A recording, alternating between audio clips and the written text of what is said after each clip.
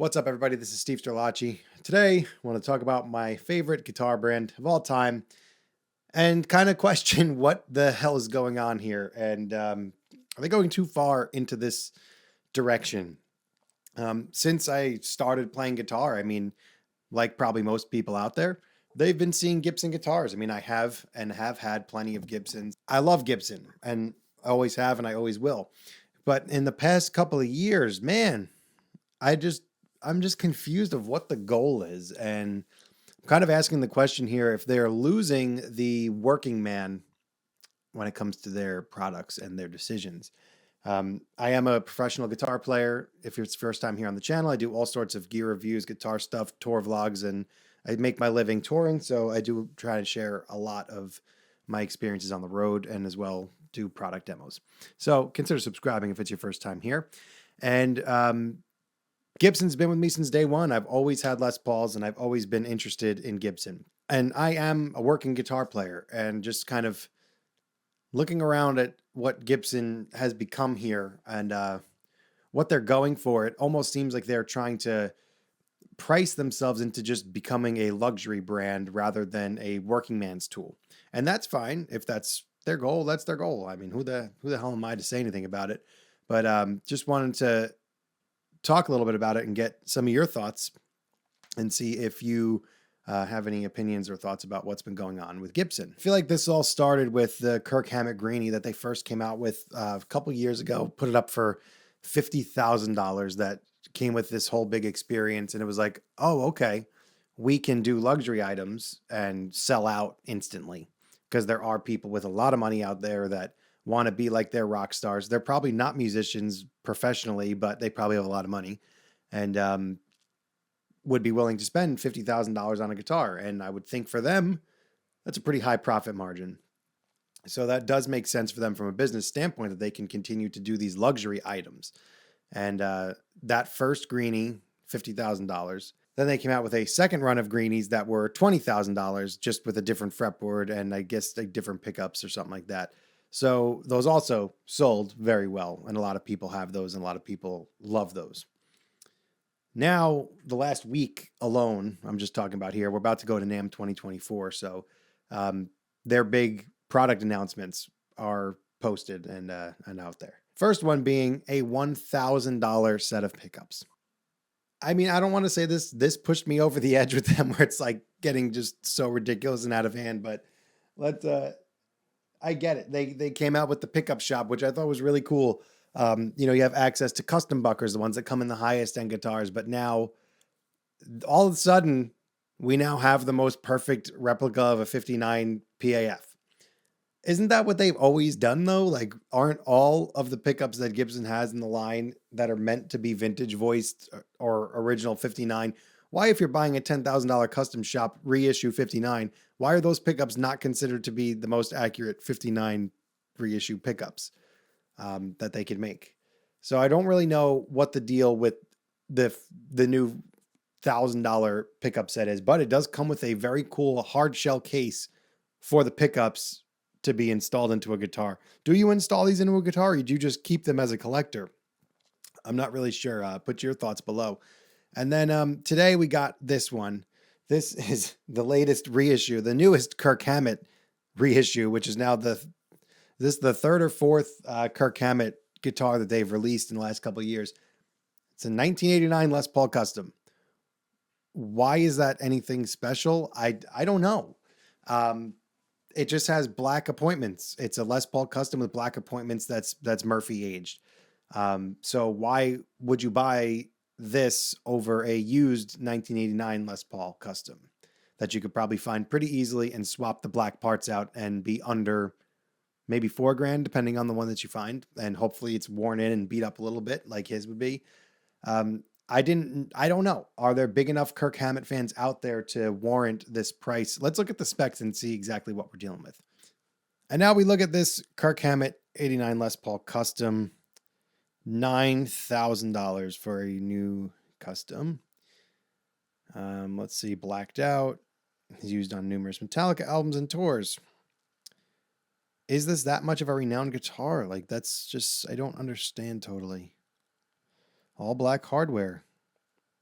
Uncovered T-top pickups, Fishman power bridge, power chip preamp volume control, acoustic tone. Artfully aged by the Murphy Lab. So basically a Murphy Lab Les Paul custom. I don't know. Am I missing something here? I mean, even just looking at at this featured, this is like the newest featured guitars on the website. Everything is luxury priced. Carina, Flying V, Carina, 57 reissue. One of one. Actually, not a bad price for that. That's interesting. But everything seems to be falling in line with that tag of being a luxury brand. Look at this one, limited edition 20K. How much different from a regular Les Paul can these actually be? And how much would you actually need to invest in a real Les Paul standard to make it the same specs as one of these super expensive ones? I really don't know. Jury's out on that one, I guess. Then you also have your lifestyle where they have now all of these clothes and stuff. So it does seem like everything points to luxury brand. You need these to be cool. $145 sweatshirt, $68 t-shirt. Damn, that's an expensive t-shirt. $70 for t-shirts. Seems expensive for a brand t-shirt. Let's go to the pickups here. Here we go. The 59 Humbucker Collector's Edition Series 1. So being Series 1, is there going to be other series? That's what I'm going to ask the question of here. Pickup shop videos. How do I get to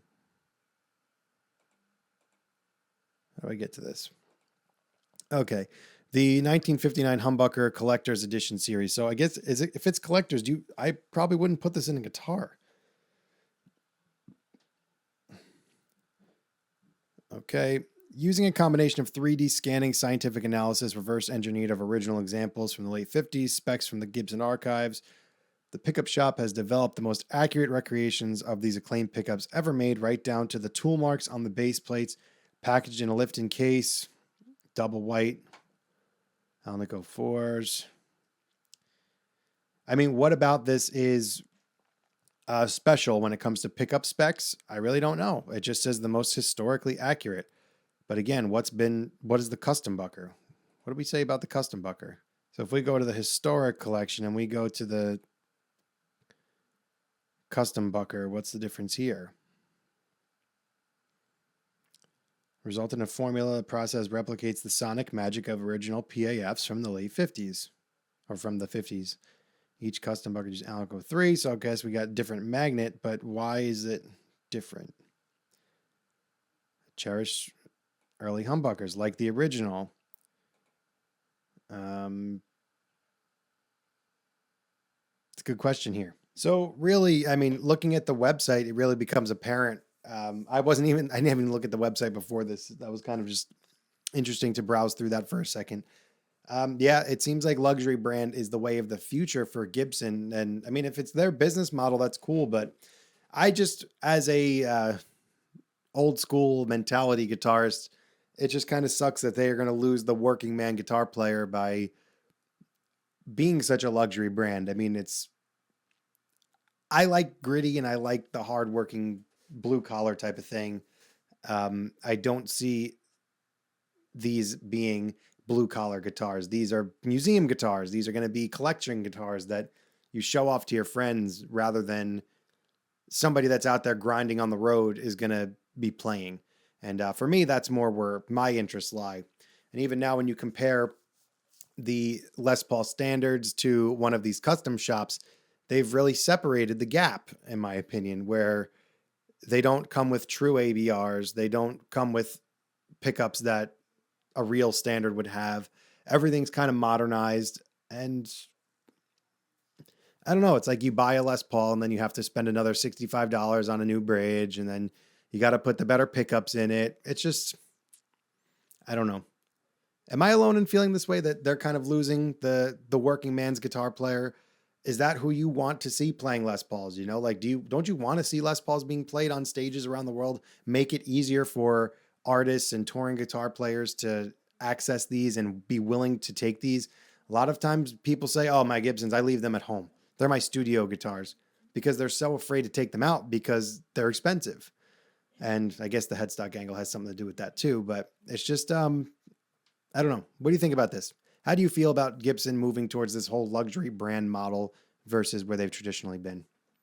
I don't know. Let me know your comments below. And yeah, thanks for watching this. If you made it this far in the video, thank you, and I'll see you in the next one.